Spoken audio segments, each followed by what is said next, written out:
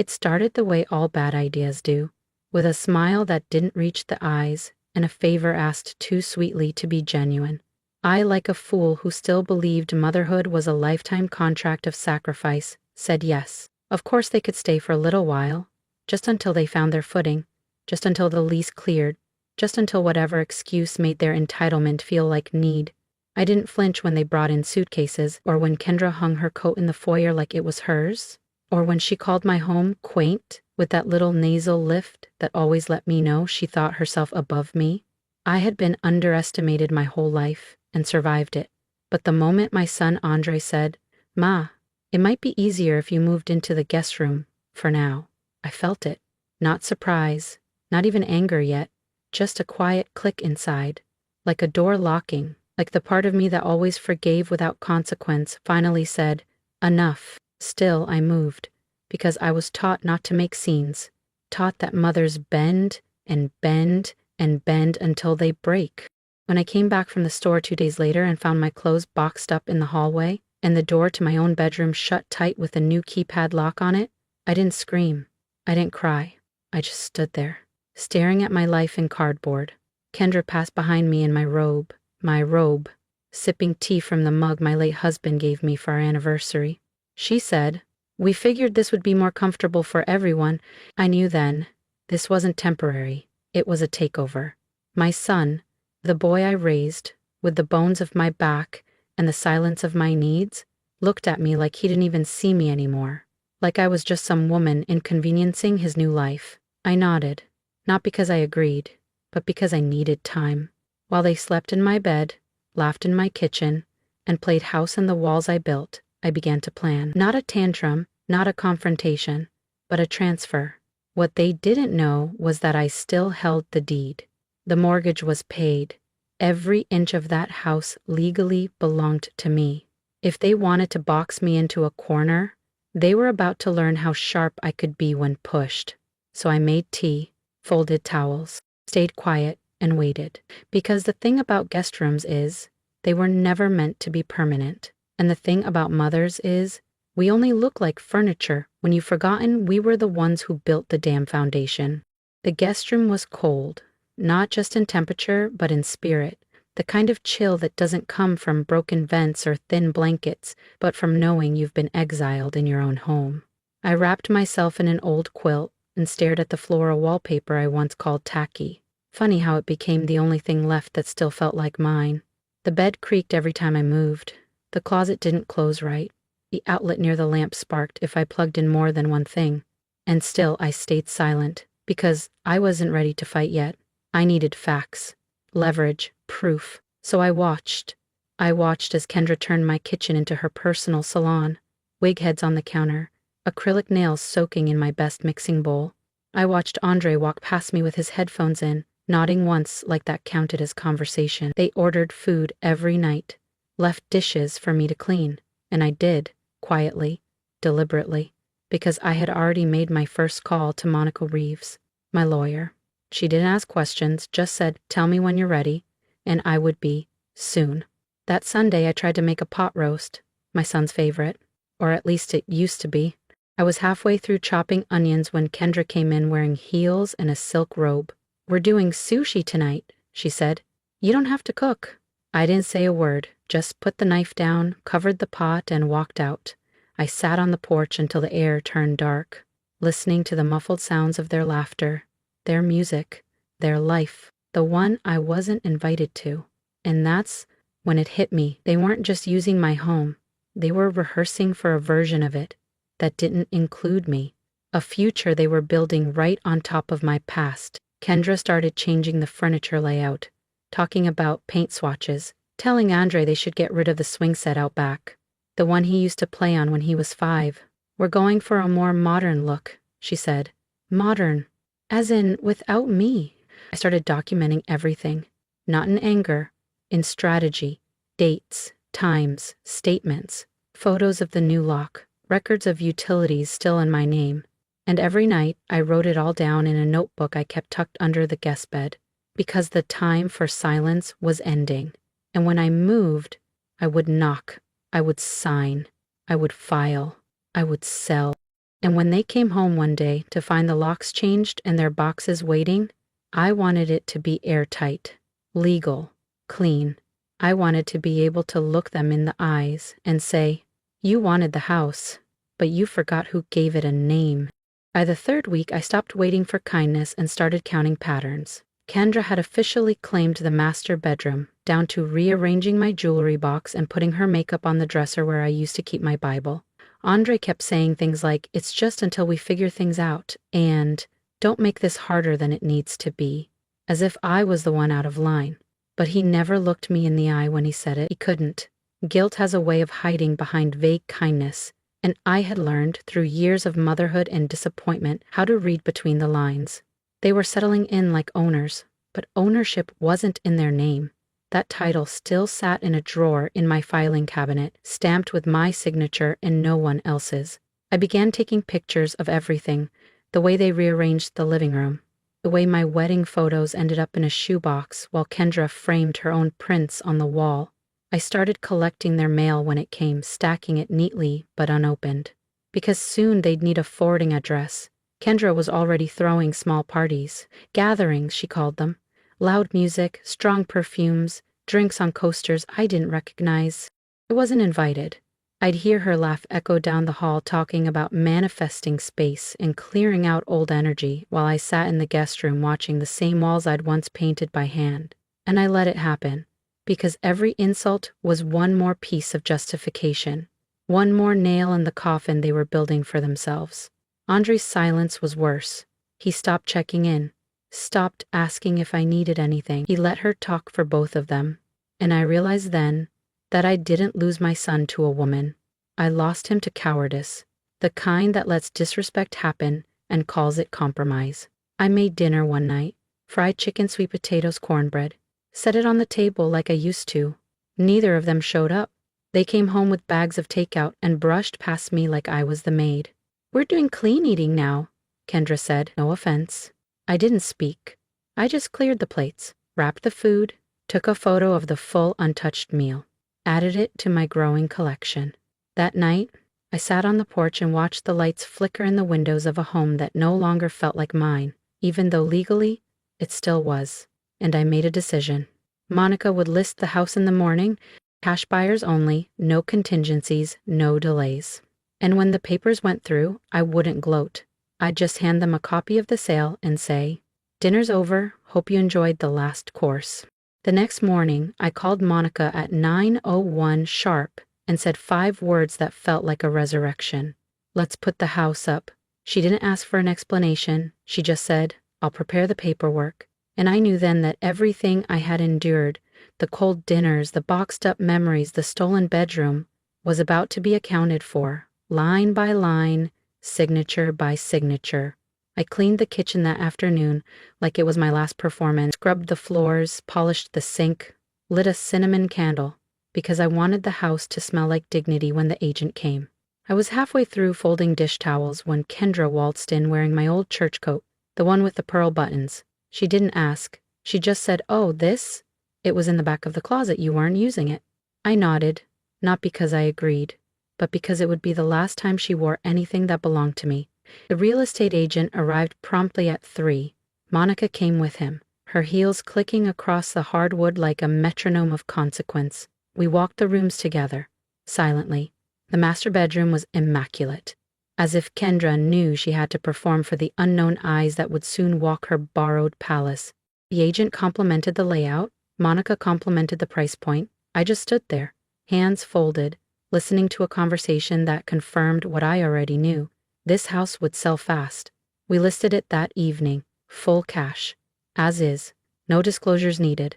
Monica handled it all. Andre came home an hour later, didn't notice anything at first, just asked what was for dinner. I said, "Nothing tonight," and walked out to the porch. Kendra noticed the sign the next morning.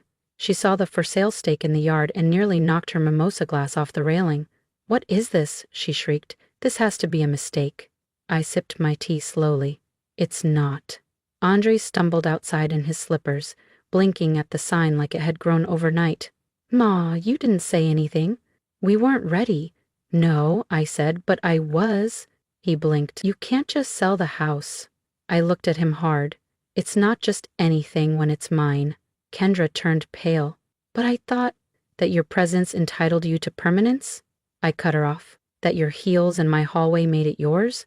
Monica arrived 5 minutes later with printed notices and legal backing.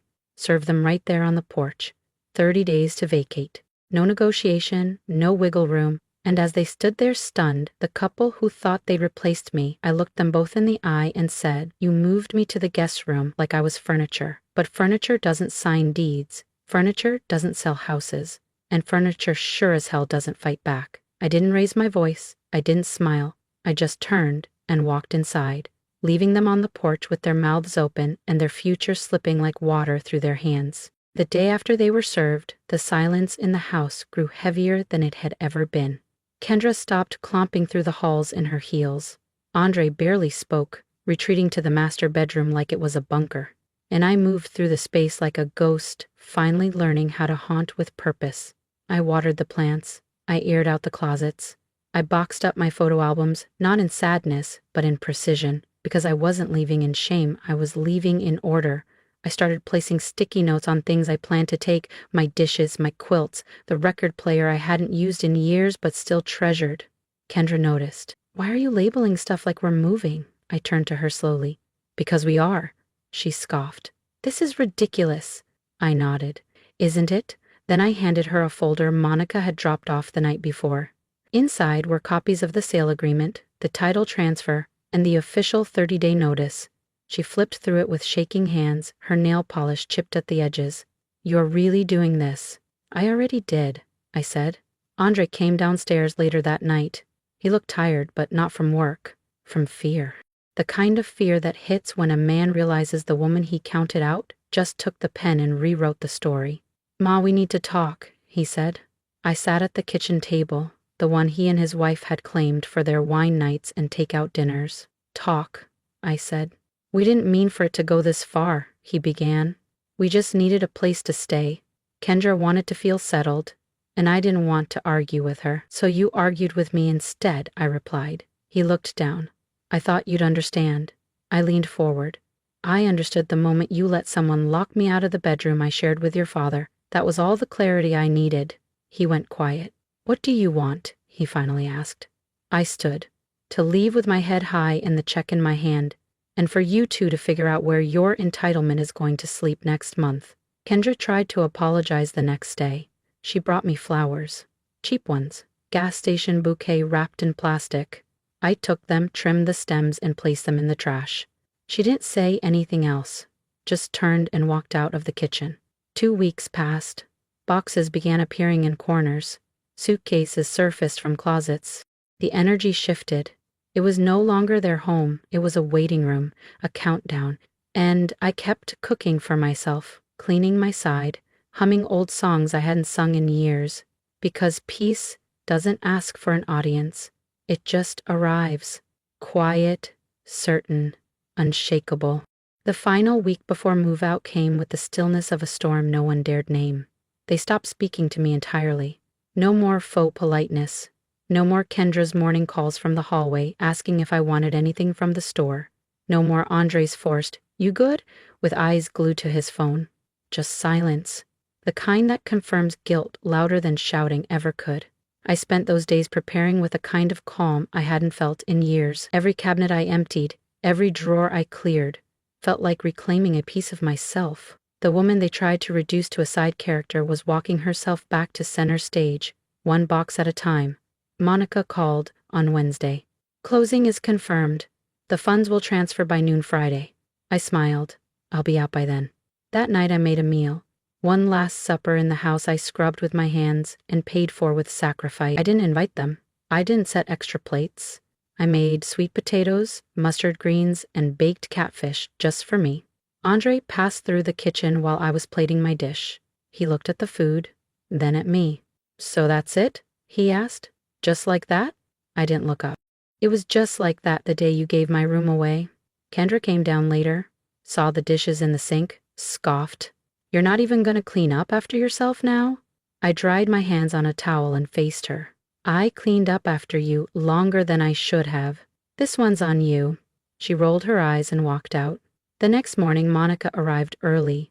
We loaded my last box into the back of her car, a single suitcase, my Bible, my tea kettle, and a stack of notebooks filled with the facts I'd written during my silent weeks. I didn't need much. Peace travels light. The buyers showed up by 10. A young couple, newly married, big smiles. They looked at the garden and said, "This place has good bones." I looked at them and replied, "Just make sure it has good memories, too." They handed me a bouquet of tulips and a thank you card. Kendra watched through the blinds. Andre stood on the porch, arms crossed, trying not to flinch. I walked over and handed him the spare key. "You've got 2 days to vacate," I said. "Don't leave a mess, and don't call me unless it's about Tyler." He didn't speak. Kendra muttered something under her breath. I didn't care enough to ask what. I got in the car. Monica pulled away.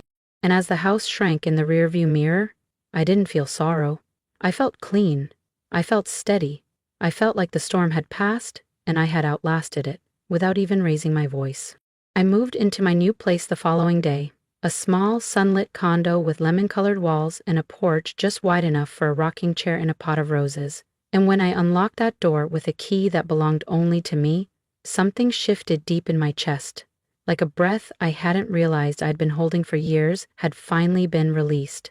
And I walked through the rooms barefoot, running my fingers along the clean counters and whispering thank you to no one in particular. Because the silence here wasn't punishment, it was proof. And I unpacked slowly, deliberately, placing each photo, each folded towel, each book on a shelf like a sacred act. Because I was no longer arranging things around someone else's chaos. I was creating peace on my own terms. And that night, I made tea in my favorite old kettle and sat on the porch wrapped in a quilt I crocheted 20 years ago, watching the streetlights blink on one by one like soft applause for surviving. And around 9, my phone buzzed. Tyler, my grandson, asking if he could visit this weekend. And I replied, "Of course, baby. Always." And when he came that Saturday, backpack slung over one shoulder, he stepped inside and said, "It smells like you." And that simple sentence nearly brought me to tears, because for once I wasn't being erased. I was being recognized. And we cooked together that night, cornbread and collard greens, just the way his grandfather used to like it. And he told me about school, about how he'd been staying at a friend's while Andre and Kendra figured things out. And I didn't ask for details, I just listened, because sometimes love means not pressing the bruise. And before bed he looked at me and said, "I miss the quiet here."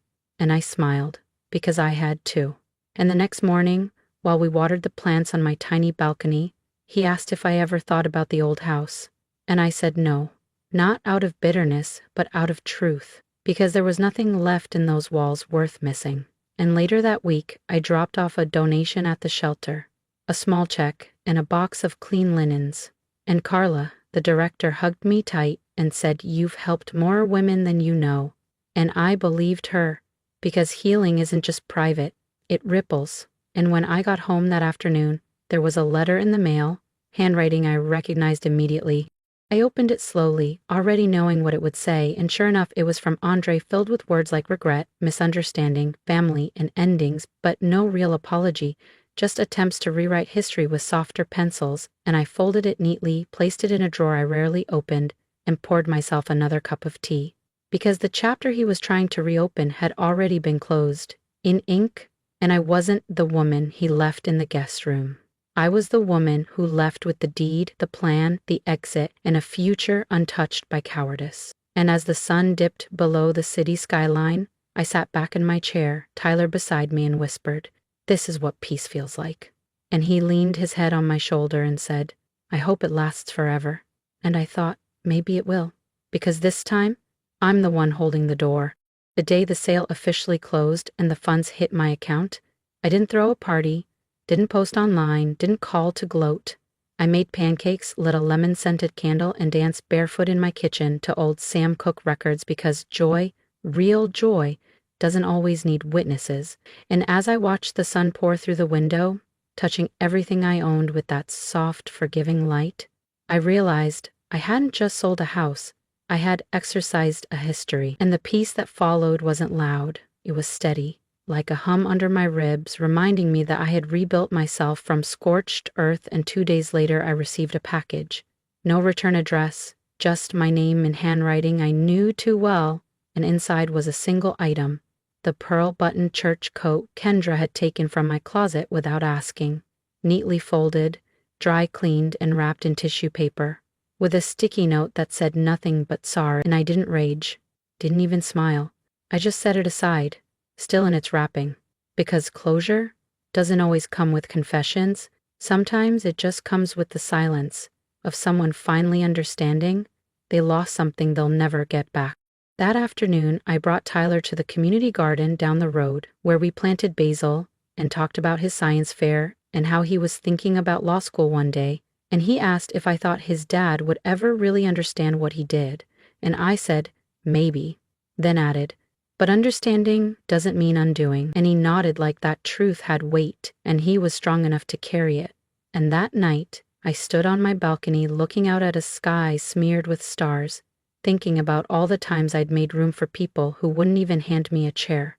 And now, here I was, owning every inch of space I occupied, not just in square footage, but in presence, in purpose, and I didn't feel vindicated. I felt sovereign, and that's better, because vengeance runs hot, but sovereignty runs deep. And the next morning, I volunteered at the shelter again, helped organize legal workshops for elder women, and watched their eyes brighten as they learned how to protect what was theirs. And Carla told me, "You're not just helping them, you're showing them what surviving with style looks like." And I laughed, a real laugh from the belly, because it was true. I hadn't just survived my own son locking me in the guest room and handing my bedroom to his wife. I had flipped the script, sold the stage, and walked off with the spotlight in my pocket. And now my life was mine again. My rhythms, my recipes, my rules. And as Tyler and I baked sweet potato pie that Sunday for no occasion at all, I thought about the woman I used to be, the one who whispered grace while swallowing hurt. And I whispered something new this time. Not a prayer, not a plea, just a promise. Never again. And as the pie cooled on the counter and the evening rolled in like a soft song, I realized this wasn't a happy ending. It was a powerful beginning, and I intended to savor